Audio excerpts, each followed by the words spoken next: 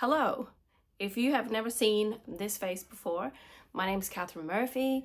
I live in Melbourne, Australia with my husband Ben and our 11 children, which belong to both of us, and we only had one at a time. So, today is election day in the US. It is currently 1:25 in the afternoon and it's 28 degrees Celsius. So it is a pretty hot day. And it's windy, but it's cloudy, so it's hot. And I, probably like a lot of people out there, am thinking about the election.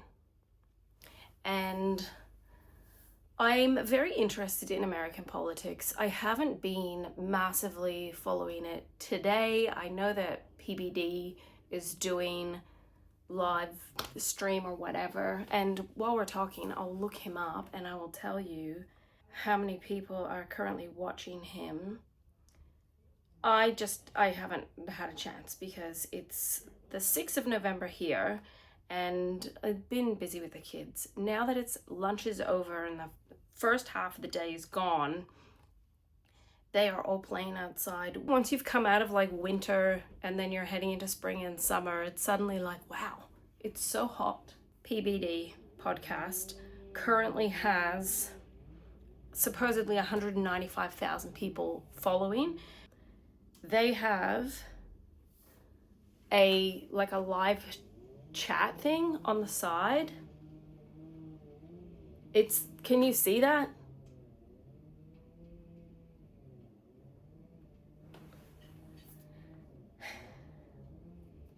It's a very exciting time to be alive. It really is. But it's scary, and it's all these in-between feelings from worry and concern to excitement, to anticipation, to, I want to say, unsurety. And it's interesting to me because if you can hear my voice, you're probably detecting some kind of accent. So as a child, I lived in Canada. I am Australian born, but I have dual citizenship. And I have beautiful, wonderful, close relatives that live in America. But it's also like I live in Australia. So I'm not really one to hop online and be talking about all sorts of political things for other nations, because I found probably way back in 2020, a lot of people online became unhinged. And those people didn't even live in America. I had, how do I even articulate this? A lot of my childhood, I was quite an anxious child, right? And the second half of my life, which I hope continues for a while longer, there's been so much unpacking from the way that I was raised and the way that my life was, to walk into freedom and clarity of mind and joyfulness and happiness and good times has been a big effort for me, because I don't want to go back. I want to go into the future joyfully and happily. But things come along that can really make you feel so wobbly. If you live anywhere in the world, I can guarantee you eventually at some stage in your life, you're going to come across a problem or a situation that you're not really sure if you're going to get over it. So it could be financial, it could be health, it could be anything. And not to sound, I don't mean this to be offensive or anything at all, but one thing that will happen to absolutely every person is that every person will die. This Tony Stark reality is that none of us know when our final day will be. My final day could be today. My husband and my daughter are currently working, and I feel like crying even thinking about it, but something could happen to them while they're out and about. Something could happen in the home. So with that out of the way, I just wanted to hop on here and sort of have a chat about when times are really unsure and you really don't know. Like I said, I'm interested in American politics. I am Australian, so I'm not going to be like hopping on my own social medias and say, vote for this person, because I can't vote. I mean, if I could vote, I know who I would vote for. But yeah, it just really got me thinking about all of my many friends in the US. Like right now, it's like evening time. And some of you are out in your garden. Some of you are out thrifting or shopping or watching a movie or turning off all social media or all of every tech and just waiting until tomorrow. Some people are on social media and being super like panicky last minute pleas and craziness and intensity. And so it just really shows that we live in this world where so many of us are just so different in the way that we handle different things. And I don't know, I think about this fairly often because I live in an area where, even trying to think of other large families, I know of one lady who has 7 children. I have one friend that lives about 3 hours from me. She has 6 children. So in a lot of respects, it's just me, Katherine, with 11 children. And especially if I'm out in public or I spend any large amounts of time with people, they'll be like, how are you the way you are? And I'm like, I don't know. How are you so relaxed? How are you so calm? And I joke and I say, well, when I had 5 children in 5 years, that was the prime time for me to use up all of my stress and worry. And I think partly it's life experience and going through challenges and stuff like that. But it's also like age. With age should come maturity. And I think it's kind of come for me where I try to be really calm and peaceful and not really panic about stuff, because I lived a portion of my life being like that. I am married to someone who is so chill, like, because he's so chill, he gets like annoyed with me when I worry, and he's like, why do you worry about stuff? And I'm like, but yeah, it doesn't mean that it's not like difficult to just chill out and not worry about stuff. I guess if I try to look at like individual things, like how much does that thing that I'm tackling in the grand scheme of my whole life affect me? And there's gonna be varying levels. There are gonna be things that are none of your business at all, things that kind of on the periphery of your life, things that are neighborhood related, family related, marriage related, and then individual related. It's lots of relatives. And then the consumption of things from online can trick your mind into thinking that you're so much more invested in something than you really are. So when you actually think about it, it's like whatever happens in America, I think will affect Australia eventually. Because I have noticed our nation becoming weaker and weaker. But I think most people, like, yeah, it's okay, I got 11 kids and I have like a wacky sense of humor and I look like this. So I am not you.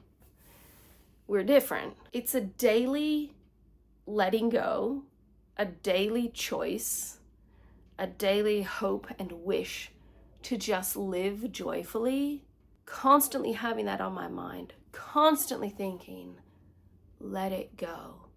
Even if, let's do a hypothetical, I live in the US, I am very, very passionate for a political party, I had been doing promotion of it, I don't even know, right? And then I went and voted, and I was like so panicked over who might win. I could refresh my screen all night and like really stress and like freak out and panic and get myself really into a huge state of worry. The worry is unnecessary because there's nothing that worrying about the situation can do to change the outcome at all. Like, not a single thing. Now, that doesn't mean you just be blasé and be like, I voted, who cares? Like, you can still care, but it's working hard to be peaceful, to pray, to dwell upon a positivity mindset, like, help me not worry so much about this. Help me to sleep. Help me to be okay.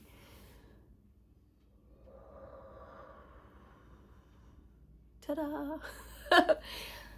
I hope that I'm not just making it sound like this simplified, doesn't matter kind of thing. At the end of the day, we all have challenges that will come along and we all handle them in different ways. I'm on team, don't worry about it. And not worrying about something doesn't mean not engaging with it or having anything to do with it. But also, you can put into play the cards of, I'm not going to go on that website. I'm not going to watch that live stream. I'm not going to go on that social media. We can put parameters in place to help us keep that peacefulness that we're after. I have spent so much of my life being afraid that I'm sick and tired of it.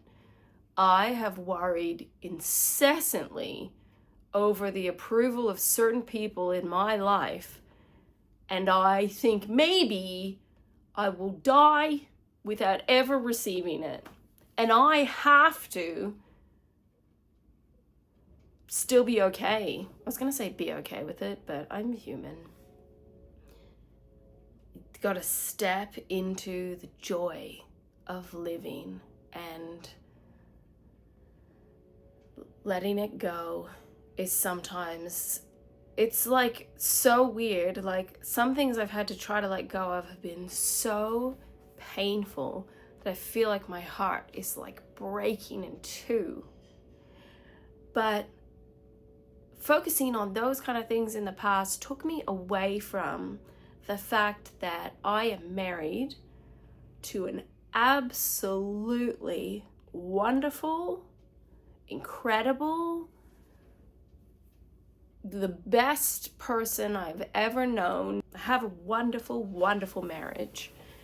And I have healthy children who still mostly like me. And we have a happy home. Like, I am blessed beyond measure. All the stuff of life will fade away. This is made of wood, so it could be burnt and gone. Well, you can burn anything, but I wouldn't really burn like polyester stuff. There's too much black smoke. But our souls, what makes us truly who we are, is the important part. And my relationship, my happy, joyful, wonderful relationship with my husband and children, when I focus on worry and sadness, it makes me forget about those other wonderful, amazing blessings and things that I have in my life. This is just your friendly conversation, one-sided conversation. I don't think there's like a magic recipe for just not worrying and not being freaked out over stuff that is just rinse and repeat, and like once you click it in your head, you're never gonna worry ever again. But I think the more that I've exercised my mind into tipping it into joyfulness and wrenching it out of the sadness and really like guarding my mind, like just really hard work has been absolutely worth it, because it has refined me and made me a more contented, happy person. and it's improved my life. So what did I even talk about? I will be watching from over the seas. I will really be praying about it. It's wild. It's wild. We've gone through a very, very, very, this is worldwide, a tumultuous time for many years, and it's tiring. It's really tiring. And I remember having a baby at the end of 2019, and then by the beginning of 2020, it just felt like the tight ball of wool of my life was slowly unraveling. And we're nearly at 2025. 2020 and 2025. So the 5 years still went by, right? I spent a few of those years being absolutely grieved over many things. And now it's like I've just drawn my line in the sand and gone onward and upward and just step into truly, fully being myself, which is really scary, especially if you have felt any amount of being told the message of who you truly are is like bad or not great, or if only you were this way, or you are this. Allowing negative, painful, hurtful talk or lack of empathy or support or understanding infect me, it became like this black blah on my life. Let it go. Let it go. Just focus on the goodness and letting go of the other stuff. Like I said, easier said than done. I'm still a work in progress. And we'll wait and see what the outcome is. What a time to be alive. I hope that you got something out of this. I hope that, I've said this to other people, even if you just set up your own phone and film yourself, like exactly like what I'm doing now. Film yourself talking it all out. You don't have to show anyone. You don't even have to rewatch what you filmed. But sometimes just getting it out, like, it's just an idea. So prayers and love and hope for the future and joyfulness and freedom. What a glorious, glorious day it will be if you are like me and a fellow wounded warrior, to just let it go. Be your true, beautiful, wonderful self.